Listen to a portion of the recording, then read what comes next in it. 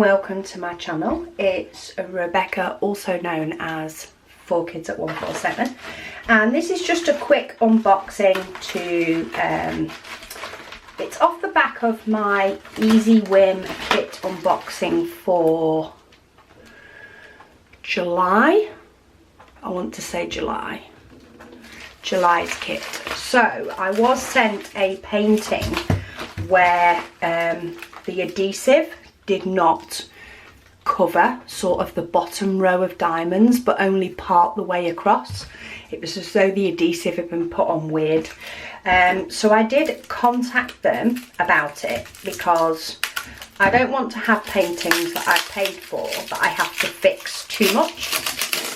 I don't mind, you know, a little bit getting out the creases or, you know, but you want something that you can still work with. And I didn't want to be faffing about trying to put tape onto a canvas because it didn't have it.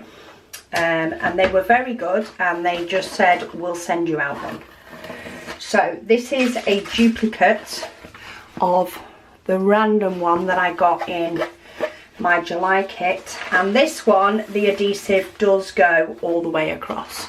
So basically it just had a lip. If you've seen my Easy Whim kit unboxing for July, it just had a lip of the paint just here, and it sort of went down, but then it sort of tapered off. So it was only a strip, but there was no adhesive there whatsoever. Now what is surprising, and I didn't expect, they have also sent me the diamonds. So I've in effect got two of this one rather than just a replacement canvas. So it has 35 colours and it is in square because that's my Easy Whim option. And I've even got another toolkit with it. Toolkit with some nice tweezers, wax, pen grip, the white tray, and say multi-placers galore. But I wanted to make sure that I let you all know they have fixed it.